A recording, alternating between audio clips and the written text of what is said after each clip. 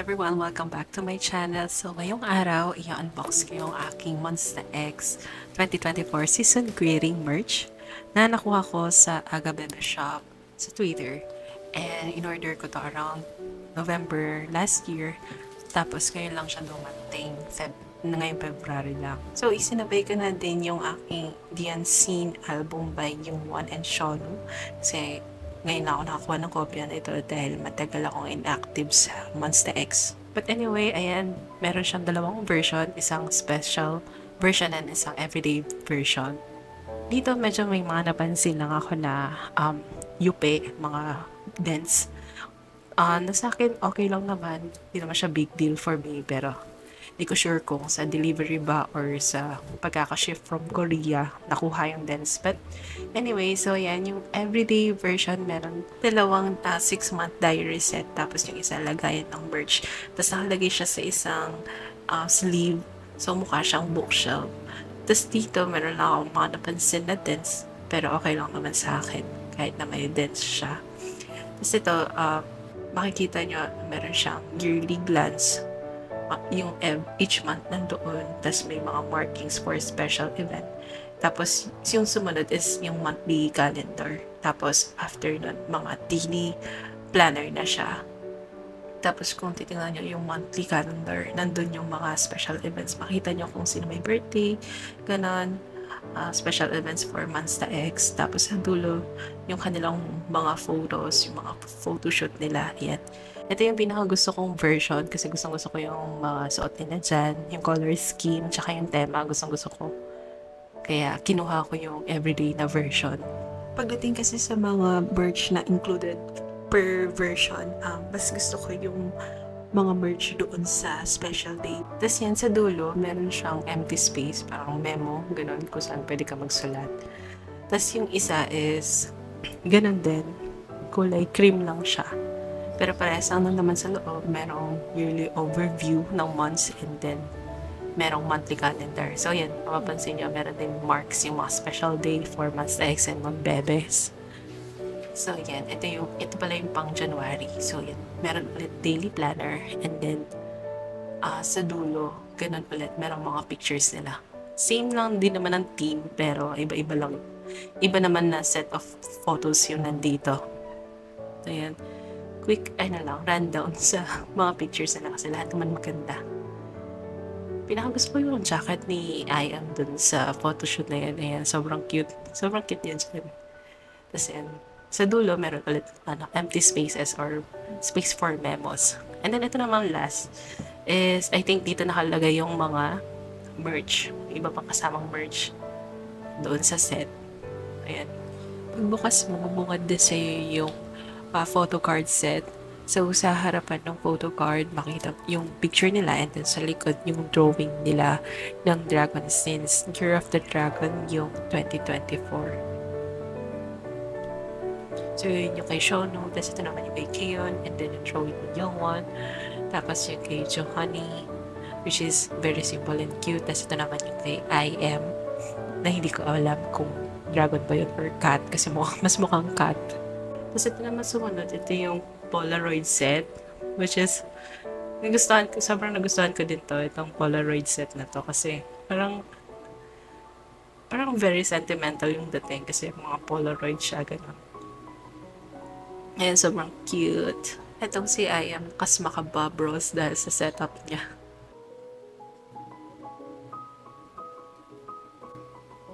Itong sumunod, hindi ako sure kung para saan to, pero I think included to doon sa acrylic stand calendar. Kasi akala ko noon na acrylic stand for lang siya, display. Pero nakasulat kasi calendar. So, I think ito ilalagay mo doon sa acrylic stand. Tapos papalitan mo na lang kung anong buwan na. Ganun. Ito naman sumunod is yung sticker set na pwede mong gamitin to customize your diary. Kasi meron dyan mga names, mga cutout pictures nila. Kasi ito yung sinasabi kong acrylic stand.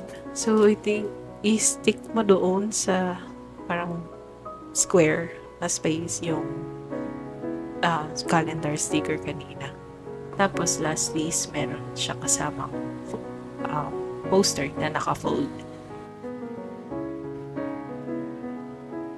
Next naman is yung special day version. So, yan. Kung yung everyday version ay meron siyang sleeve, ito naman ay naka-box. So, ayan yung laman niya. Unahin na natin itong, I think, lagayan ng ID set. So, for the special day version, ito yung kanyang photo card. So, yan. Ang concept na to is more on dreamy, innocent, parang ganun. So, yung sa photo card na to, yung likod niya is yung signature nila and mga autograph nila. Next naman ay itong cake spread card set nila. Basically, these are messages from the members for the New Year, I think. So, yan. In Korean, syempre. So, try ko na lang i-translate yung messages nila and ilagay dito sa screen if I could find it. So, yan. Mukha siyang each messages mo nakalagay sa isang cake slice. Tapos, pagka binukas mo or binukadkad mo, mukha siyang isang buong cake, which is ang cute lang.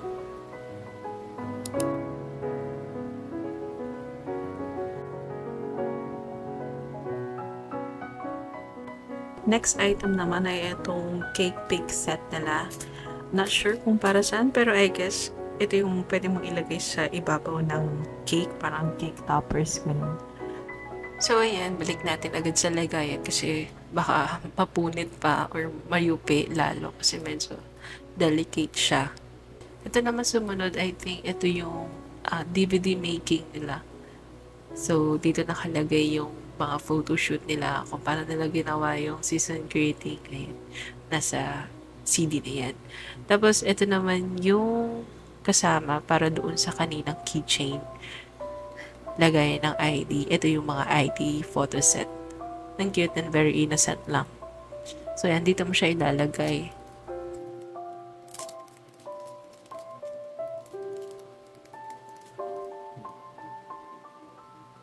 So, yan. Try natin ilagay si IM. Siyempre, bias ko yan. So, siya susubukan natin ilagay. Tapos, ayan. Medyo hindi nakasentro yung picture niya. So, sinubukan kong i-adjust. Pero medyo nahirapan ako dyan. Anyway, ayan. Nasa gitna na. So, yan. Very cute lang siya na keychain. Next naman ay itong diary. Ito yung pinaka gusto kong merch sa buong season greeting na to. Kasi, sobrang cute ng color and yung tema. So, ayan. Unlike dun sa 6-month na diary dun sa everyday set, ito very simple lang. Tapos, ang sobrang nipis lang nito. So, pag binuksan mo, puro ano lang siya, monthly calendar lang siya. Wala siyang daily planner. Hindi katulad nung sa kanina. And naka-spring siya. Tapos, meron siyang few pages ng empty space or empty pages for memos. Tapos sa dulo, meron ulit na photoshoot nila. This time naman is yung isang theme, more on the pastel and innocent vibe, ganun. Cute din naman to, pero mas gusto ko lang din yung theme nung sa everyday. Mas gusto ko yung photoshoot nila doon, pero ayun, cute pa rin naman to. Kaya ako din pala ito napili kasi gusto ko siyang gamitin for my reflections and gratitudes. Ganon, susulatan ko siya ng mga reflections ko kasi naman, gumagawa ako ng monthly plan before, which is gusto kong ibalik kapag may time na ako, pero no pressure kasi gusto ko, it is something that I will definitely use, hindi yung para sa video lang, ganon.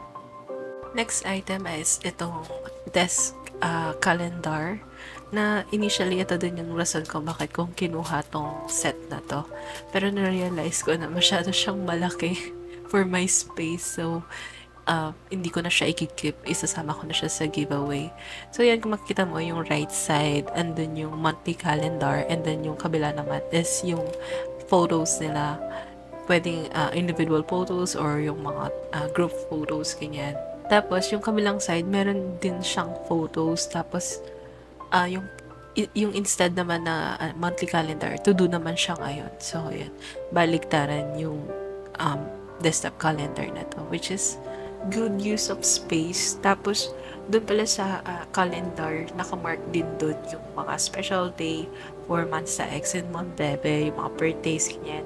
Tapos sa notes, nakasulat din doon kung anong klaseng event yung para sa buwan na yun.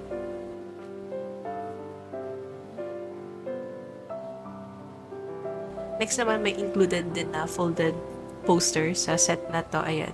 I think mas malaki yata to compared dun sa kanina. Tapos quick story time. Kasi, nakala ko walang kasamang poster. Kasi hindi ko siya napansin sa pinakailalim ng box. Tapos na-realize ko lang na, wait lang, I think may kasama tong poster kasi imposibleng wala. Tapos, ayun, meron nga, sobrang nahirapan akong ilabas siya. Akala ko nga mapupunit yung poster kasi na-stuck siya dun sa ilalim. Tapos, ang hirap ilabas. Di ko alam kung paano ako susungkitin na hindi malulukot or mapupunit yung poster. But anyway, naging successful naman tayo. So, ayun.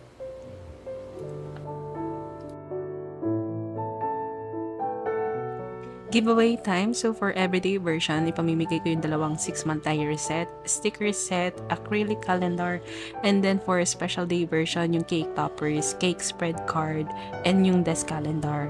So, to join the giveaway, you only need to follow me on Instagram kasi doon ako mag-announce ng winner. And then, comment down below kung ano ang everyday motivation mo. Then, take a screenshot. Tapos DM me on IG para malagay ko yung entry mo. This is only available in the Philippines and I will shoulder the local shipping fee of the winner. So yun lang. Good luck everyone and enjoy. Bye!